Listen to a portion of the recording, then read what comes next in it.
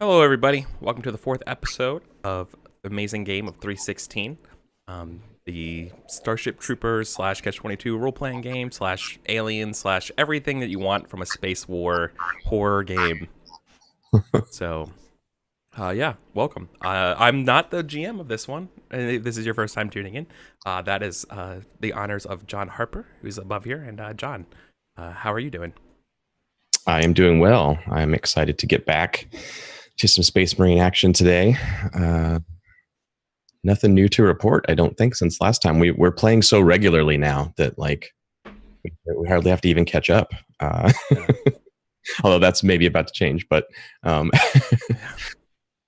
yeah, things are good. I'm trying. I was trying to think if I had anything interesting to talk about briefly here. Oh, that's right.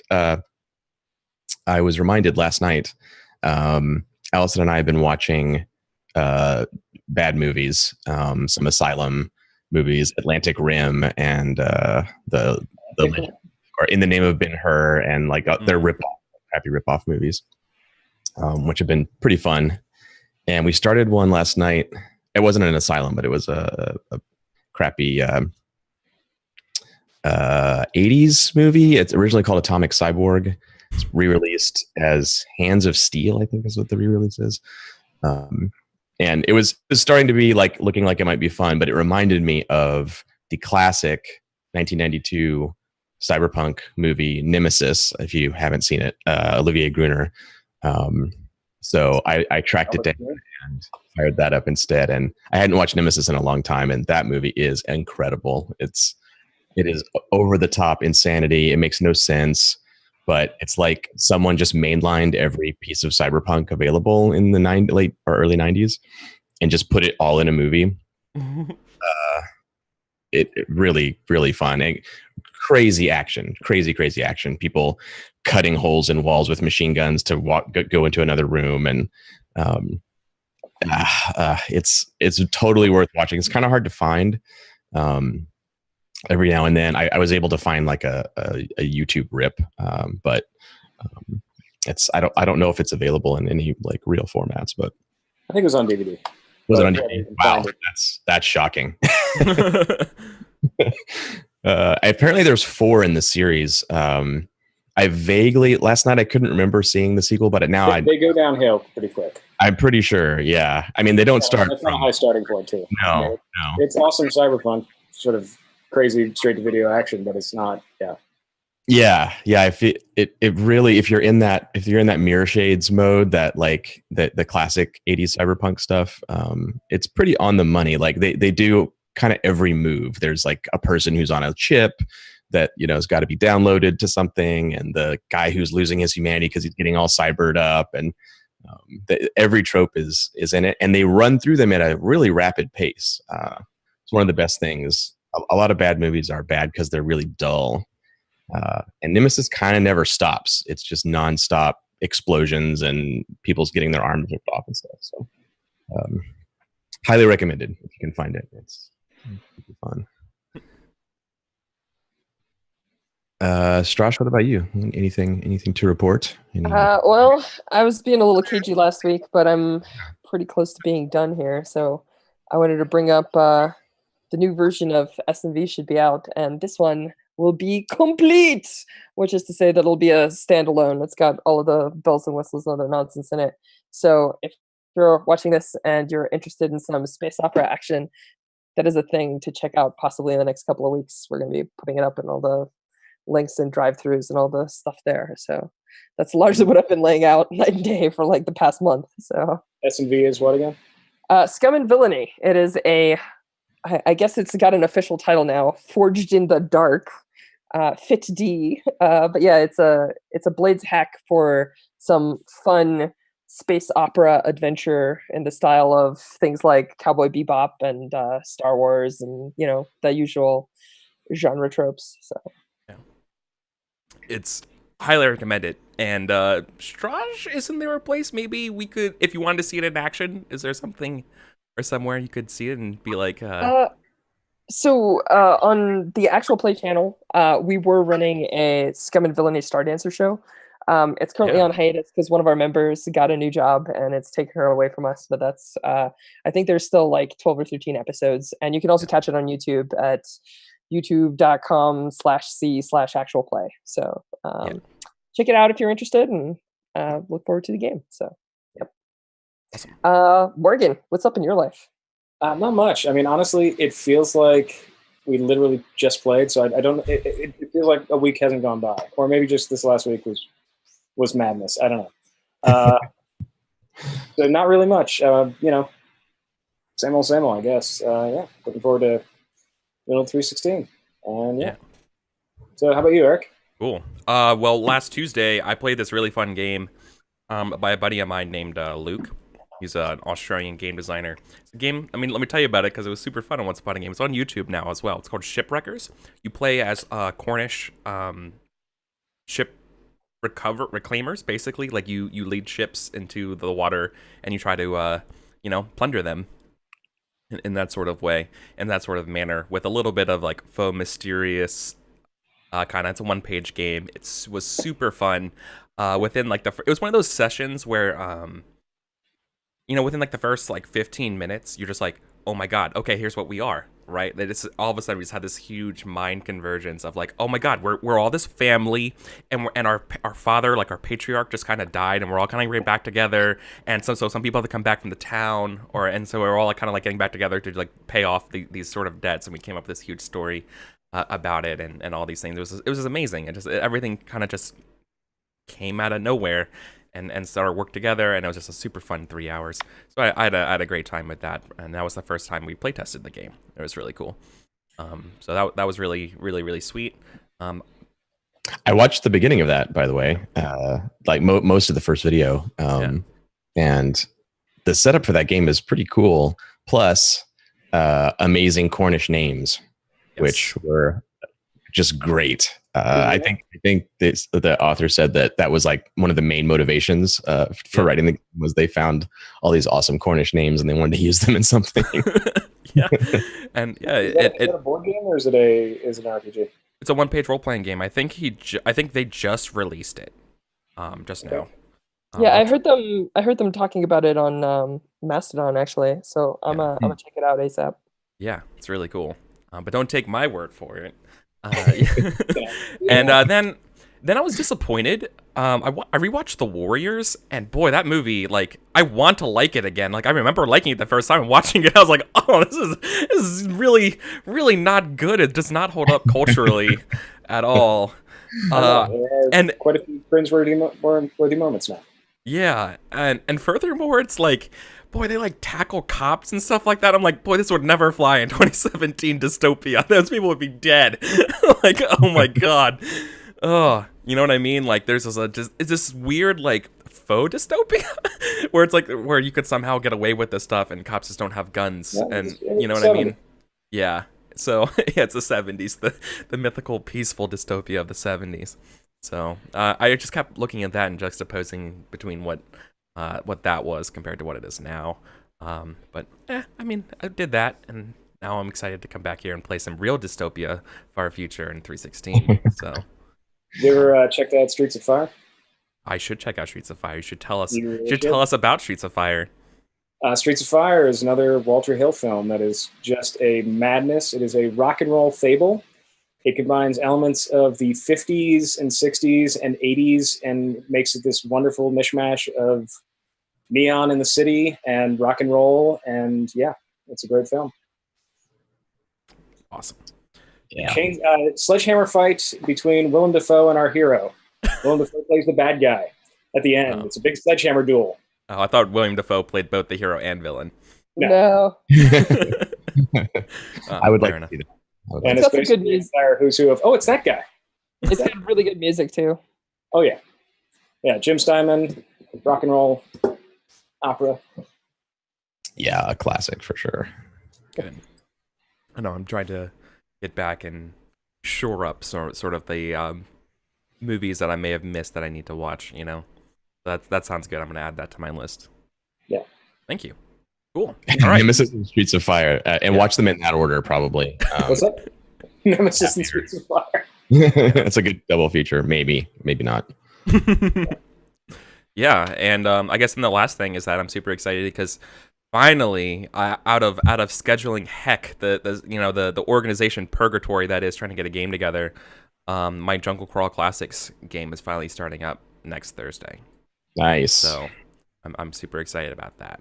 So that we're doing Tomb of Annihilation by the way of Dungeon Crawl Classics, which mostly just means that we're going to be mostly just in a jungle and then going back to town and having a crazy carousing tables of getting, rolling for experience. I'm taking back the gold for XP instead of the regular old adventure stuff, and I'm incentivizing with a table. The more money you spend, a benefit to your carousing roll, and you get to stumble upon random things because I just love Fafnir and the Grey Mouser, and I just feel like that's kind of or Conan, I just feel like that's what you do in those types of things, and I want to evoke that again. So it's gonna be a lot of fun.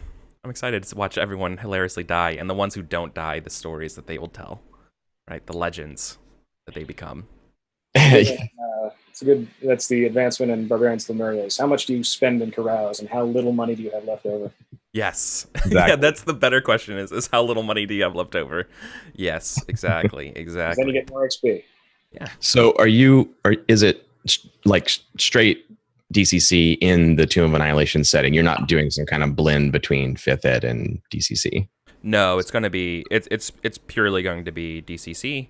But I am setting it in sort of like whatever Chult is, right? It's not necessarily Forgotten Realms. It's going to be my own little like spiel on it, right? So there's still the perpetual fight of law versus chaos and all that kind of stuff in this world. But I mean, for the most part, it's still going to be there. On the surface level, all the trappings, everything will look like Tomb of Annihilation. Nice. Yeah. So, anyways, that's me. So I think with all the intro stuff out of the way, John, let's get ready to put on our Mandelbrite armor and see what the hell's going on the ship. Hell yeah. Oh geez, I was about to launch into the recap. I think this is usually a player job. Who wants to recap this time? From what happened last week in space? I'll jump on that grenade. All right. So I believe last week we started with our landing in the ship where there was some squirrely behavior from the, I want to say Delta Section guys, right? Yep. Delta Company. And we made our way to the med lab. We encountered a doctor. I gave her a full debrief. She decided to hit a button to raise the red alert flag on everything. We got charged by a bunch of empty suits with that gray kind of graphite dust in it, which is the alien type we were fighting on the planet. The lieutenant that we brought back up turned into a thing in a vat. There was some epic battling. Our Private Goodman here turned out to be is kind of afraid to die. We finished that fight, armed ourselves in some armor, had a discussion with the doctor who refused to abandon the rest of the ship. I came up with a completely wacky plan to maybe EMP the whole ship and see if we could nuke these things because we discovered that they're weak to EMPs and electricity. We got exposed to a high G maneuver. Goodman recouped himself and did some serious damage to all of the aliens in the Delta Lab. We talked to the commander on the bridge, who told us that under absolutely no circumstances should we nuke the engines in order to attempt to pulse the ship because we're undergoing high G maneuvers because we're being attacked in space. In space! And I think we came up with a new plan to use basically ground penetrating radar to find the largest cluster of this alien body and go in there and show them a little bit of oorah. So, yeah, exactly. As I recall, Pasternak actually successfully figured out how to use this weird scanning device that he found in the Delta Lab, which is like this huge, inconveniently shaped experimental thing, but it does work. And it's like pulsing kind of these sections through the hull of scanning, these columns. So of course it's the kind of thing where you got to take it through the ship and like stick it on walls and floors and take readings and try to like triangulate, so to speak, down into where this mass might be, because otherwise it'd just be way too easy, right? Of course. Yeah, we can't have that. So I am going to pull some GM bullshit right out of the gate here because it's 316 and that's how it is. But it's good for you and bad for you in a way. So to do a brief bit of commentary about the game, we've been doing that as we go along here to kind of pull back the curtain a little bit. One thing I love about games like 316 and Into the Odd or anything in that ilk that's very simple mechanically, it means that sort of using the systems as tools on the fly, which you've seen us do a little bit as we've played here, it's fairly safe ground. Like you're not like reworking a feat or something in D&D that's going to mess up the whole power curve and do some crazy thing with progression. In a game like this, we can kind of not fudge exactly, but sort of use the tools in a more safe way without worrying about screwing stuff up too much. So this thing I'm about to do is an example of that, which is ending the mission, so to speak, prematurely. There's still 4 threat tokens left from last time. In the fiction, we've kind of gotten to this sort of act break in the movie where the guys are in the lab. They've got the device they need to look for the big boss monster on the ship. And they're about to sort of go back out again into the fray. So in the terms of pacing, it would be a little awkward to do, kind of like this little bit of leftover and then sort of a new mission, so to speak. Yeah. That's kind of what we're doing right now. The mission has been reorganized. You even called the major and sort of like got orders from your boss. So since we're having this kind of mission break in the fiction, we're going to cut the mechanical mission here. I'm just going to keep those 4 tokens though. They don't go away. But what that means is we do development, and you guys have a chance to level up and to do the normal development stuff here right at the beginning. Plus, fictionally, we're in this like very well-equipped experimental Delta section.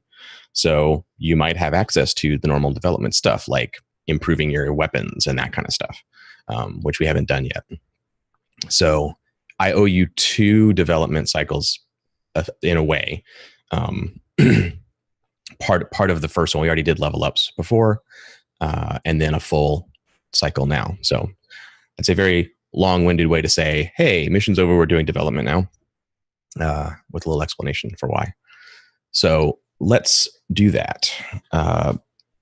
Starting with level up. So when missions are planets, normally when a planet is over,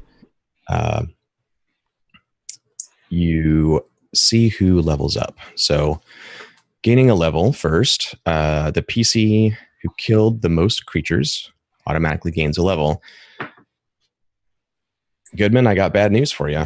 It's not me. It's not you. By one kill, Pasternak edged you out. I was so sure. I was like, oh man, I'm ending this mission prematurely, and that's like kind of a bummer for the rest of the guys because of course it's going to be Goodman leveling again. They're missing a chance to get more kills, and I added them up, and nope. Pasternak has 17. Goodman has 16. Oh, and Sarge, I owe you. I watched back the last episode. I owe you another D6 of kills because the mic, like, it cut out just when we were talking. When you electrocuted the thing in the tub, I said 2d6, but you can't hear me say 2. You just hear me say d6. And so you rolled d6, and I didn't notice. So you get another d6 of kills. All right. It's not going to bump you to top kills. No, it won't. We should count it anyway for your total because you deserve it. All right, 2 more. 2 more. Cool. All right, so Pasternak, you are the top killer. You level up, so you can add a point to FA or NFA, assuming they're not 9 already, which they're not in this case. And then Young, you and I roll off. Yep, you and Strush roll off to see who gets the other level up. You do. Nice, the Sarge gets one. Sweet. What do you want to add your point to, Pasternak? I'm going to add it to my NFA, so I will be 6 and 6. 6, nice. I like that. Strash, what about you? Do you know what you want to increase? NFA NFA. Ooh, 3.8. going for 9. Dang. All right. Cool. Okay. So you also each get automatic improvement by 1 step. In this case, it's going to be 2 steps to one of your weapons at one of the ranges. So if you look on page, where did the weapons start? I don't remember. Let me 79. 79. double check. Leveling up once means that I open up a strength slot, right? Yes, you should have. Right. Yes, that's right. You Or gain whatever you don't have. gain a strength. So when you step up a weapon, so for example, the basic Marine energy rifle, its basic profile, it does 1 kill at close, D10 at near, and 1 kill at far. So don't you have to roll to see if you can advance that? That's the second one. that's the next phase. You get an automatic one when during development. So so for example, for the energy rifle, it does D10 at near. If you decided to rank up your energy rifle at near, it would go from D10 to 2D6 at near.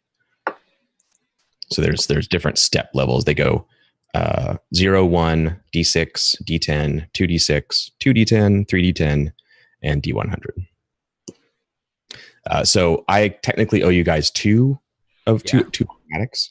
So I think what we'll say in the fiction here, like, you guys find the Delta sections like very awesome weapons that they have for themselves, and you can like browse through and find the ones that work, the ones that R&D is finished, working on, and those will happen to be the ones that you're.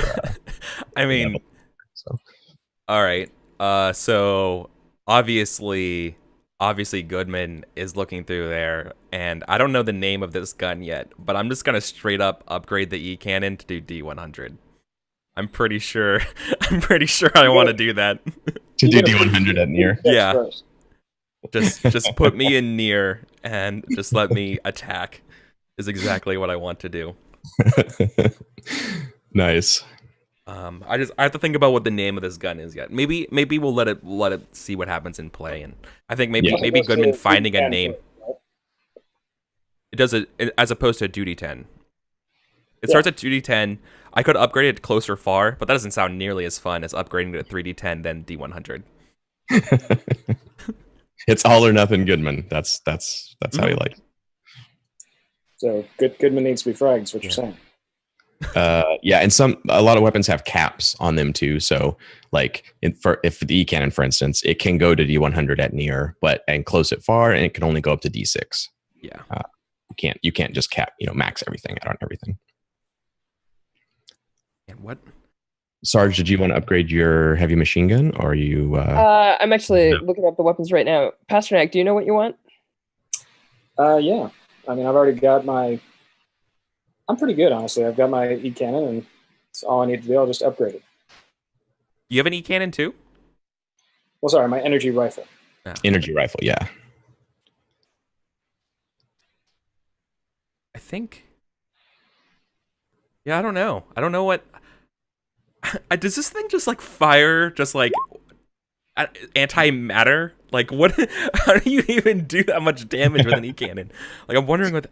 It's also something I love about the way kill counting works is I think of it in that catch-22 sense that like the kills you roll don't necessarily match the number of things you kill, which means like you could like fire your E cannon into a hive and disintegrate everything, and you roll a 1, and the kill counter is just like, like even if you did kill a lot of things, it like doesn't really work super reliably, or you kill like 1 here and it goes 98, and you're like, okay. But in general, it matches. Right? Sorry, say again. It's the game. Right. But yeah, I think this thing, it probably has, knowing the Delta R&D thing, it probably has like 3 barrels instead of 1, inside the housing. They just like stuck more projectors on it, and a bigger fusion cell. So it's just maybe you get the alien style upgrade. You have the Steadicam mount like a smart gun that you have to like put, the arm that you have to put it on, all the extra battery packs. Pasternak, can you do damage at far? Can I do damage at far? Not really. You currently 1 kill at far, so you can attack. That removes the token. That means you can at least attack. Right. I think I'm going to take the D6 at far on my heavy machine gun for my 1 upgrade. And cool. You said we get 2? Yeah. All right, then I'll make my close. Actually, I'll make my near 3d10. Nice. So that's what I'm going to do. All right. Are you at 2d6 now, or are you at? I'm at 2. The heavy machine gun is 1 2d6, so I'm now with 2 upgrades. I'm making it 1 3d10 d6. It's 2d10. Yeah. If you're going from 2d6 stepping up, it goes to 2d10. Not a problem. Yeah.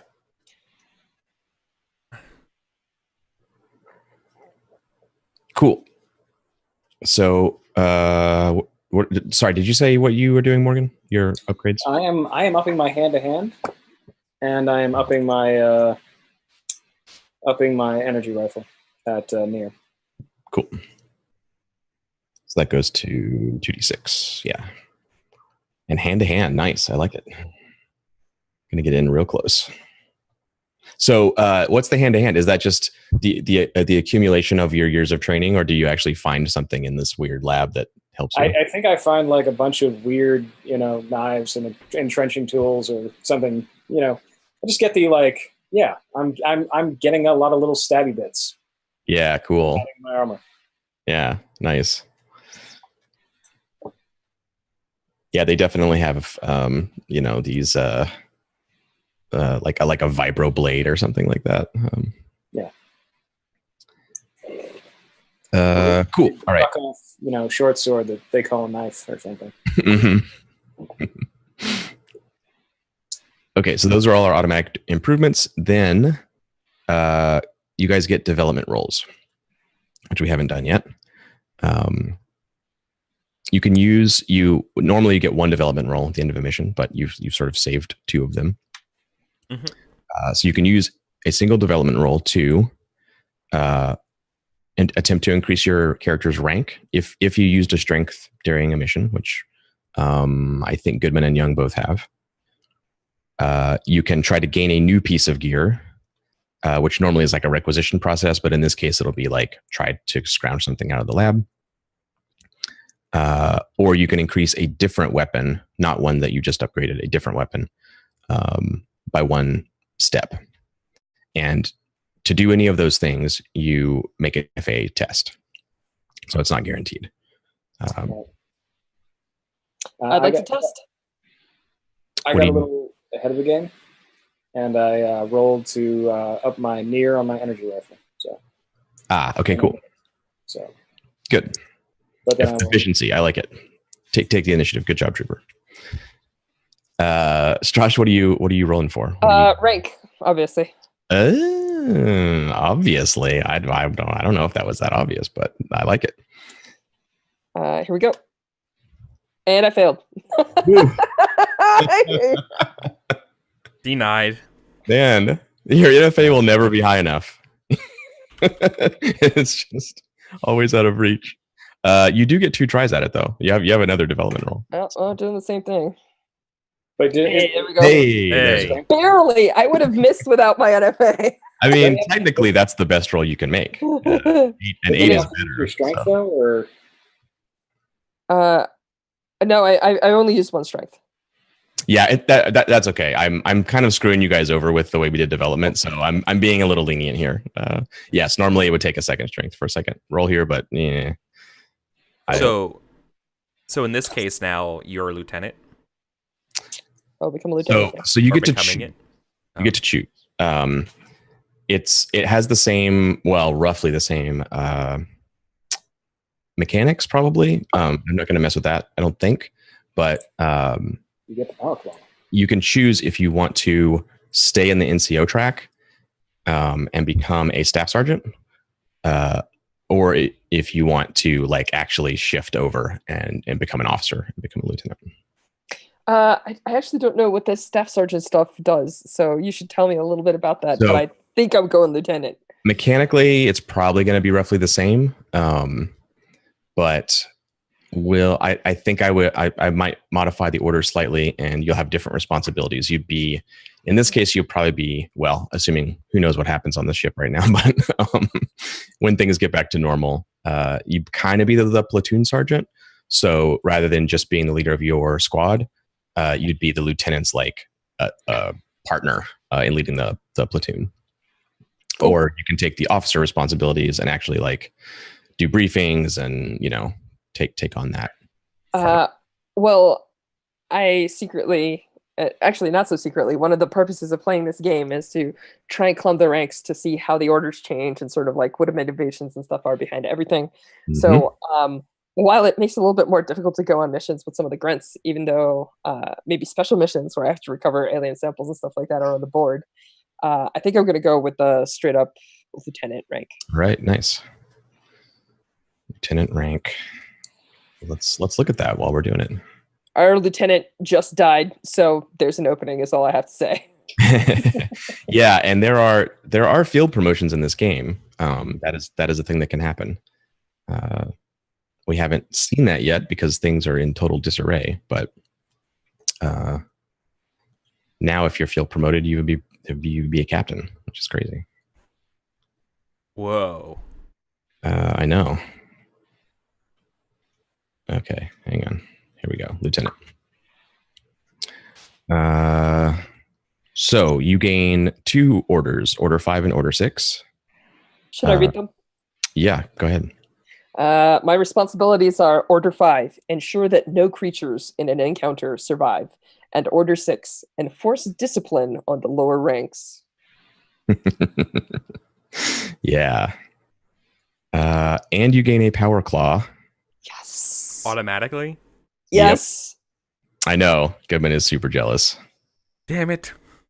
So there's going to be, we'll do a little in fiction thing with this in just a minute.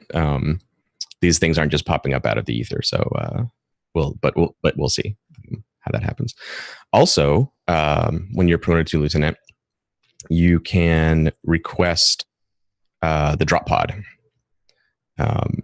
which is like a way to kind of ambush the enemy, which we already kind of have fictionally, like the way you guys have been dropping in with Lucille and stuff. But this is an actual piece of technology that lets you rapidly deploy to ambush.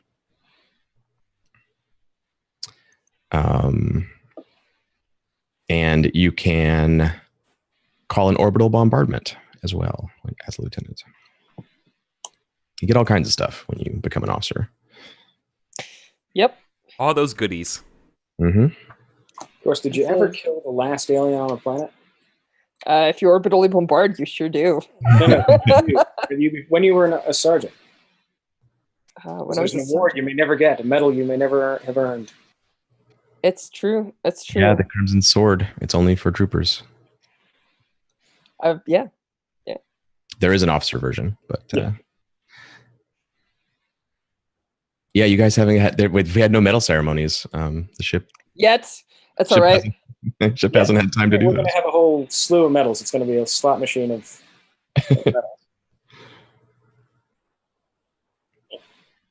medals. So, Eric, you used a weakness last time. Yes. We need to check about losing rank and see what the rule is there. Yep. The Between other missions, PC has yeah. to nominate you for demotion. It's possible Who not has to? increase. Yeah. If I do not increase it with my development roll and I used a weakness, Right. then there's a chance of it. So, what are you doing with your development roles? Well, I'm going to try to be promoted. Okay.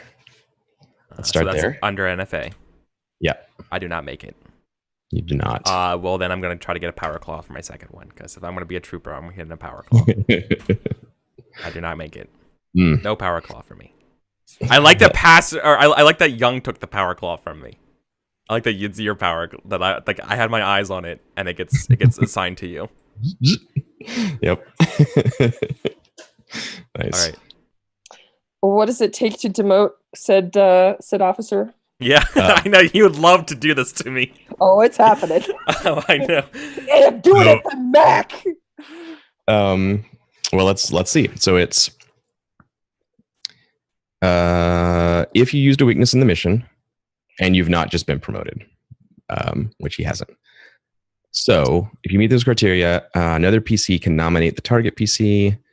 The nominator and the target both make a test of NFA. If the nominator wins the role and the target loses, they lose 1 rank. After the court martial. So. So you roll that. Don't mind me. I'm just gonna keep rolling 3-7s. It's cool. All right. I lose. All right. So we will get to your demotion as soon as the opportunity arises. I want to make a note of that.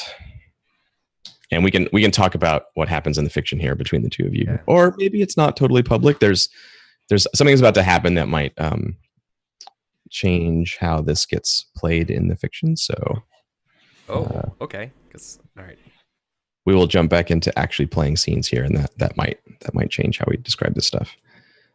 Goodman demotion pending. For people who are just joining us, this is not just pure spite. Events happened in an earlier session that created a bit of a rift between Young and Goodman. And one could argue that it's a justified court martial for those actions. So it depends on how you look at it, I guess. But we will probably get to that when we have an opportunity to actually do the demotion and talk about why it's happening.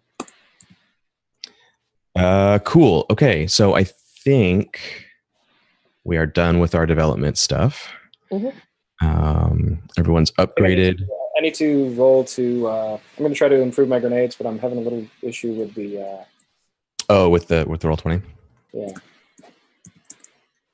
But if it'll work now, I fail. There we go. You failed. Okay. So then we have a little this part of the movie opens with the montage of everyone rock and roll music and racking the fusion canister on the new e-cannon, and everyone pawned through getting their upgrades. These slick, cool. They're instead of the trooper sort of slate blue gunmetal finish, they're black. They're tactical, special forces weapons and stuff. Oh yeah, these are cool. A few of them, you pick them up and they fall apart and oh crap, okay, that one doesn't work.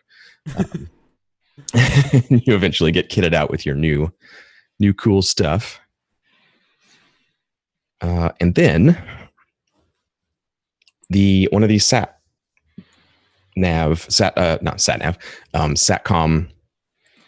Delta little portable SATCOM things. You saw Lieutenant Zhang had one in a previous encounter. It bleeps on and a voice comes out of it. And it says, Delta 6, Lucille here. I'm patched into this secure compact now. I hope this connection is stable. How do you read me? Loud and clear, Chief. Young? Sarge, is that you? Still kicking. I was just talking to Captain Stokes. Her voice gets cut off right there. Oh. And the screen on the SATCOM thing, it says new user recognized. Then it pauses for a beat. It's it heard your voice, and this security screen pops up on the interface. Let me show you. I made a little graphic here. Here we are. So it pops up and says database error. Resolve the following conflict. Ident duplicate. action. Select the correct ident with thumb scan. Then it has two young identities with your serial number. One as a sergeant major, which is weird because you haven't been a sergeant major. But it's not that weird because it's 316 and everything is always wrong. And Lieutenant Young. Well, so it wants you to log in, giving you a correct identity. Awesome. So yeah, obviously I'll thumbprint my lieutenant's rank there. Mm-hmm. Yep. So it accepts your thumbprint scan. Then it tries to connect to the local computer system on the Euphrates. It fails to connect. It spins for a second. And then it says offline mode, and it switches back, and the lock screen disappears. And Lucille's like, Sarge, do you copy? Sarge? Still here, Chief. Can you hear me? Yeah, you're coming through now. I was just talking to Captain Stokes. We can see in the shot, behind you in the other room, there's the weird Bacta tank with Stokes floating in the Bacta.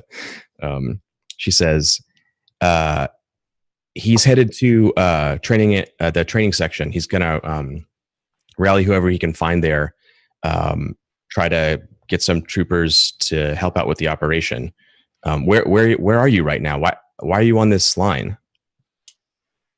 Chief, did you say Stokes is going to head and rally up some troopers? Yeah, that guy who leads Delta, that motherfucker. He wants me to rendezvous with him. Oh, you want to turn the camera on? Yeah. And rotate it so she can see the Bacta tank with Stokes in it. There's silence. What the hell is that? And it's also this completely burned out room where Goodman had destroyed everything with plasma, and all the medical gear is wrecked everywhere. And speaking of that, sorry, I glossed over this. Dr. Hall is still with you. Yes. From last time. And she has scrounged the immunization shots that she was looking for. So that happened during the montage too. Sorry, forgot to mention that. So she says, what the hell is that? As far as I can tell, that probably is Stokes. And if it's not Stokes, well, I think Goodman found a flamethrower. The things from the planet are on the ship. They're infiltrating people. They're infiltrating tech. They're messing with the ship itself. Yeah, we've had our own problems down here in the hangar, but I've kind of got some things under control. I just talked to him. I mean, just a minute ago. Did you actually see him? No.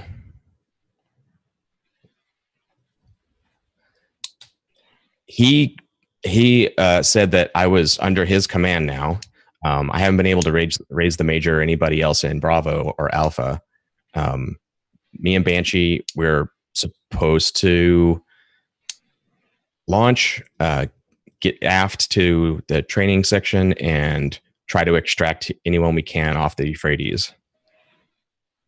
Stokes says the ship is being scuttled. What are your orders? All right, listen up. You can check my credentials. I'm running as LT right now. So if you need somebody, in your on her screen, your little camera thing, it has the lieutenant diamond, which she hadn't noticed, and she's like, "Oh hell, how'd you do that?" Don't tell me. Nothing nefarious, but if you need something to cover your butt, here's the orders. And I'm gonna lay it down. I'm gonna explain that. When I talked to the major, he was confirming that they're doing high-G maneuvers because they're being attacked externally. And what I tell her is that there's a good chance that if she takes on people on board, they might be able to take over the ship. And whether they escape or attack the bridge from that position is completely irrelevant, but she probably shouldn't do it without some sort of verification that they're not tentacled bug people like we saw at Planetside. Yeah, I heard that. Believe me, I don't think this is the greatest plan, but he's the captain. What am I supposed to do? I got no other orders. What are you guys doing? We are going to use some ground penetrating radar, find the biggest accumulation of mass that we can, and try and basically disperse it, because a lot of the extremity goes down when you hit one of these like brain centers or whatever they are. They're allergic to electricity, they're allergic to EMPs, so bear that in mind if you need it. The ship is under high G maneuvers periodically. I guess they're doing some sort of space battle, but when they're done, we're going to try and basically just irradiate the ship, see if we can scuttle as much of this as we can. Not the ship itself, just the aliens. Right. Still sounds like a place you might not want to be. I'm going to see if I can get this hangar open. Me and Banshee are going to have some creative use of explosives down here, I think. But if you need me, give me a call on this thing. It seems like ship's comms are out. Otherwise, hope to see you on the other side of this. Good luck, Lieutenant. And she like sort of ironically salutes you. She kind of outranks you in a way, but not really, because you're an officer now. But yeah. You were looking at Stokes in the Bacta tank this whole time. Yep. Ah! Yeah, you can tell. Like she doesn't know what the hell's going on, and she's adopted the 316 trooper of shrug and like, all right, whatever. Just do what I got to do. I'm not going to ask a lot of questions. All right. Okay.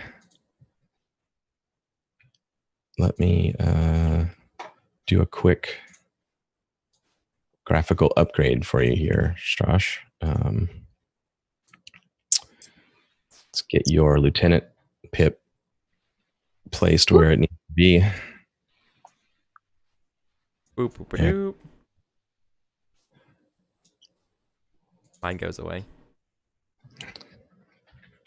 Well, not yet, because we haven't done a court martial. Yeah, we'll see. Oh, well, I can't copy and paste it again.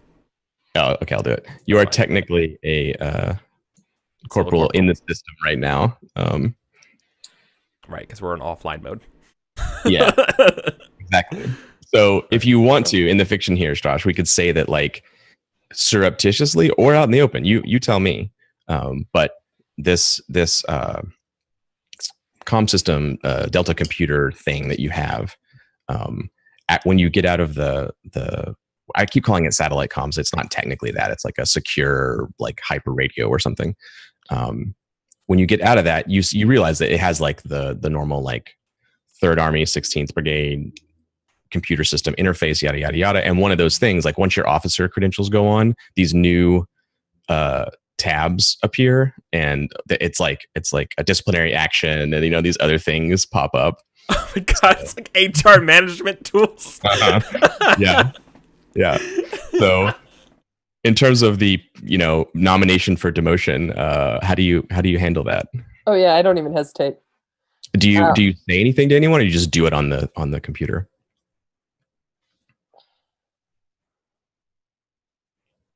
Yeah, I think I have a talk with Goodman. Like as we're like racking and like resetting. Yeah, I think like. I think Sarge walks up and says, "Goodman, I'm field demoting you to private." I'm like not even paying. I'm probably not even paying attention when you're doing that, because I'm like looking at this gun, right? And then I say, "I'm sorry, Sarge. What was that?" I said, "I'm field demoting you to private." You're what? What? Where is this coming from? Planet side. Now, hold on, John. LTs can only do that, right? Like, or like above, officers can demote, not just a sarge, right? Yes, that's right. Okay, cool. It's like, so an officer would do it. First of all, only an officer can do that. Second of all, what the fuck? One, answer to the first, I just rotate the thing until he sees my LT credentials. Answer to the second, conduct unbecoming. It says it right there. Yeah, and I'm just like, on the screen. yeah, and I'm just like, fuck me. Listen to me, and listen to me, Goodman. This is, if you want to shoot bugs and you want to shoot bugs all day, you do that. But you can do that as a private. As somebody who's responsible for others, as a corporal, you're responsible for the lives of people, not just of yourself, but under your command. And quite frankly, what you did is going to cost, if you want to pretend for a minute that your kill counters matter more than other people, consider the fact that by killing Mac, you have negated the 316 every kill she would have gotten from this day forward. Sarge, you know how it goes. Mac wasn't your first friend you lost. Let's be real. I deck you. Mac's not your first friend you lost, and it's not going to be your last. No, I seriously Stop making this a you. big deal. Oh my god. Okay. Do you take the punch or do you fight back? No, I take the punch. I withstand it because Young isn't as strong as I am. I say, one, never fucking talk back to your officer. I did not give you permission to do that. And two, maybe you will learn your fucking lesson before you get promoted again. And I clap you once on the helmet, like basically like, you good to go? Sir, yes, sir. Then fall in, private. So, Fucking yeah, and I mutter under my breath like when you're out of earshot, right? so there's like armor bits everywhere. That's how you guys like were able to scrounge before. Your armor's like all shot up and wrecked right now. But in here are the remains of the Delta team that got consumed by the Thing and burned by Goodman. So there are like if we want to, Strash, like you can find a lieutenant's pauldron or something that's like in the mess and just like clap it on there. So you've got your appropriate rank. No, Yeah, John, are our armor and drugs replaced as well, or? No, they have not been replaced. You can attempt to replenish your drugs here because there's all kinds of crazy shit. Ooh, Delta Force drugs. Got it. Yeah. If someone wants to scrounge with NFA, feel free. Success. I find none for me. is Pasternak finds a dose of drugs. Are you keeping it for yourself, Pasternak? Yeah, or Cool. at least for now. I mean, Yeah. Goodman, are you also hunting for drugs or not? No, I'm not hunting for drugs. I'm a little bit too upset to be doing that. My question here, though, is so point of order: can I carry both the flame cannon and the E cannon? I can't. Obviously, I can't wield both at the same time. It's just the. I think technically yes. They are large weapons, but like probably you can attach the flame cannon magnetically to the back of your armor or something And like I have that. to carry the other one. Yeah. Yeah. Mhm. That makes sense. Okay. Yeah. Works for me. And then you can change weapons in combat with an NFA test. Mhm. Cool. Not your forte, really, but So you're rocking with the E cannon right now. You're not. Oh yeah. Okay. And I've come up with a name for it for now. It's an It's acronym. really good. The Electrolance Recoilless Inductive Channeler. The ELRIC. Nice. Just for a second, I thought you were spelling Eric, and I was like, "Wow, that's." Oh. I mean, That's dude. Nice, the Elric, the Stormbringer. Yeah. Mm-hmm. Cool. So yeah, I think the last moment here before we go to break is that shot of formerly Sergeant Young, now Lieutenant Young, taking off the old shoulder panel with the sergeant and clicking on the lieutenant one. And we will cut there and go to break. Yeah. Cool. All Don't right. go. Awesome. Thank you guys. So don't go anywhere. We'll be back. See you all in about 6 minutes, and see you on the other side.